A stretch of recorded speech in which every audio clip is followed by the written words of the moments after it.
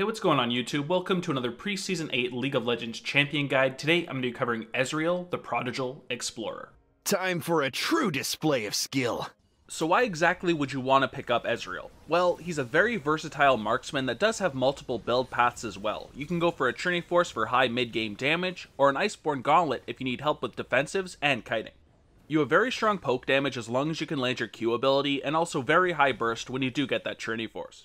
You're then very easy to reposition, and you have a built-in escape, which both come from your E ability. Then finally, Ezreal is a very rewarding champion when he is mastered. If you can consistently land your Q ability and dodge all sorts of different skill shots with your E ability, you can be a very, very strong champion. Of course, with that said, however, you are a very skill shot reliant champion. Your auto attack damage is decent, but the majority of your damage is going to come from your Q ability. You also have to be landing these spells because your passive gives you bonus attack speed whenever you land them, so it's even more important. Since you are a very skill shot reliant champion, you of course have a very high skill cap, and you're pretty hard to master as well. Then finally, you're not too amazing if you are behind, because you do have to rush a tier and then you start building damage pretty slowly, so in the early game, it's going to be pretty rough. If you can creep score properly though, you're going to be a beast in the mid and late game. For your runes, you'll want to go for Inspiration and Sorcery, grabbing Kleptomancy as your keystone. This is incredibly strong on Ezreal right now because whenever you hit somebody with your Q ability, it will give you gold and sometimes even consumables. The right consumables are going to make you a complete powerhouse in the lane, and the lane phase is just going to be pretty easy for you. You'll then want to go for Biscuit Delivery just so you have a little bit of extra sustain, and then go for Futures Market so you can go in debt and buy items. This can get you your tier and your sheen just a little bit quicker. Then go into Cosmic Insight for that cooldown reduction. There's a lot of great options in the sorcery side, but usually go for Mana Flow Band and Scorch. Mana Flow Band will help you keep your mana high, and of course Scorch will increase your poke damage. For your summoner spells on Ezreal, you'll want to grab Flash and Heal. Flash is a must grab on an AD carry because you're really squishy and require solid positioning. Although you do already have some nice added mobility and escape from your Arcane Shift, Flash is still required and is easily the best summoner spell in the game. Heal is then required because it's insanely strong in the bot lane. It can be used to save yourself or a teammate if they are within the proximity of the spell. The added movement speed on activation can also be used as an escape or to chase if the enemy is trying to run away from you and you don't have Flash or E available. Your passive is Rising Spell Force, and this has the potential to give you a lot of attack speed. Passively, Ezreal gains between 10 and 14% bonus attack speed for 6 seconds every time he hits his abilities, stacking up to 5 times. So this here is basically your reward for not being a bonobo and landing your skill shots. At even the early levels, this can give you 50% bonus attack speed if you're hitting your abilities, which is pretty damn huge. When you combine this with your Fervor of Battle, this will add a ton of damage even without attack speed items yet. In short, just make sure you land your abilities because you're going to be rewarded with even more damage. Now, your bread and butter ability, your Q, Mystic Shot. When activated, Ezreal fires a bolt of energy in a line, dealing physical damage to the first enemy hit and applying on-hit effects. If Mystic Shot successfully hits an enemy, all of Ezreal's ability cooldowns are refreshed by 1.5 seconds. So this is your bread and butter ability because it does have a 125% bonus AD ratio and does a lot of damage. As it says, it does also apply on-hit effects, so when you do get a sheen, it will automatically proc that damage and it will chunk people pretty huge. This also works great with Kleptomancy. When you're working on stacking your tier, you want to make sure you're last hitting with this ability because it does refresh your cooldowns, which means you can use them more and stack your tier quicker. Other than that, you're basically looking to poke with this ability as much as you can.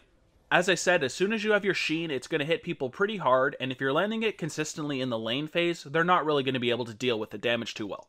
Your W is Essence Flux, and is primarily used to give people bonus attack speed.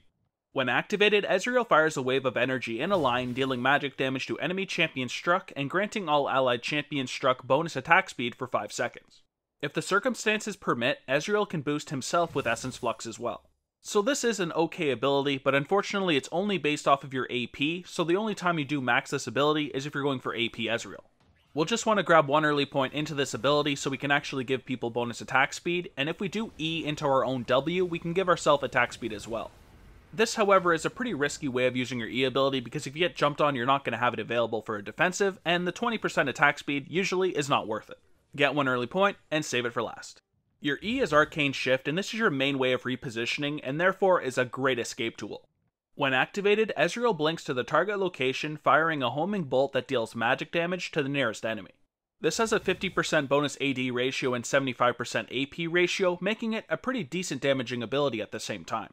The cooldown also goes down 1.5 seconds every time we put a point in the ability, so that's one of the main reasons we want to max this before we max our W. Of course, the fact that it's not only AP damage helps as well.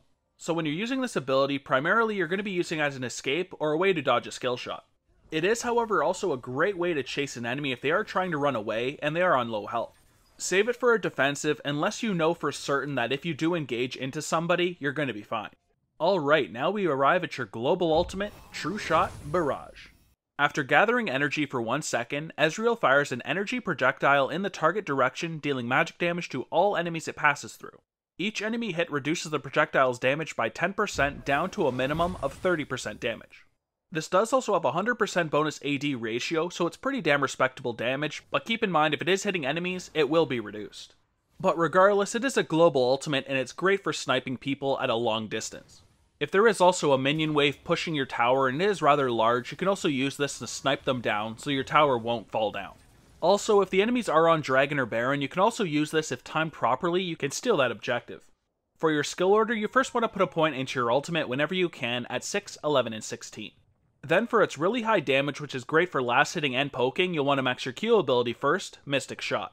We'll then want to max our E ability, Arcane Shift second, because it's really solid positioning, and the cooldown goes down 1.5 seconds every time we put a point in it. We then want to save our W ability for last. It's not that great unless we are an AP Ezreal, and of course in this guide, we're going for an AD Ezreal. Either way, take 1 point at level 4 so we can give people attack speed, and of course, stack our tier quicker. When you get into the lane, you're going to want to try to push for level 2 so you hit it before the enemy. As long as you can hit level 2 before them, you'll want to trade aggressively, but if they're going to hit level 2 first, then you'll want to back up and be more passive. Ezreal won't have the best trades early on because it relies on being able to land his Mystic Shot. If the enemies are within minions, you're not going to be able to do very much damage, so do not engage inside minions. Play more passively and poke when you can with your Mystic Shot. If you end up pushing under the enemy tower, then try to poke them with your Mystic Shot and bring the tower down with your autos. You want to try to get that first bonus gold from tower. As an AD carry, you're going to have to follow the one rule of effectively teamfighting on an AD carry. Hit whoever's near you and don't get caught in a bad position. Of course, if there is a carry on the front line, then you're going to want to focus them instead of the Malphite right beside them. I'd recommend using your Arcane Shift as a defensive unless you know you're winning the team fight and you do need to chase. If an enemy sees you Arcane Shift to jump forward early on, usually you're going to be met with a crowd control and die instantly. You'll then finally want to make sure you use your Essence Flux through your team during the team fight just to give them a little bit extra attack speed, which will increase their damage. But now let's finish this guide off with the item build, which starts with a Doran's Blade, Health Potion, and a Warding Totem. For your core build, you want to go for a Man Immune, Trinity Force, and a Blade of the Ruined King. The Man Immune will add some fantastic damage to Ezreal, the Trinity Force makes him a very bursty champion because of how often he can use his spells, and Blade of the Ruined King is great for dueling and gives you some really nice sustain. You could, however, get the Iceborne Gauntlet over the Trinity Force. The Trinity Force is more meta at the moment, but the Iceborne Gauntlet is still a really solid item, and if you do need that extra kiting, it will be a fantastic pickup. For your boot options, you first have the most popular ones in the Ionian boots if you want 10% CDR, the Ninja Tabis against a high AD team, or the Berserker Greaves if you want a bit more attack speed. For your item pool, we first have the 2 armor penetration items in the LDR and the Mortal Reminder. You'll pretty much always want to pick up one of these items. Usually it'll be the LDR, but if you do need Grievous Wounds, then you have to go for the Mortal Reminder.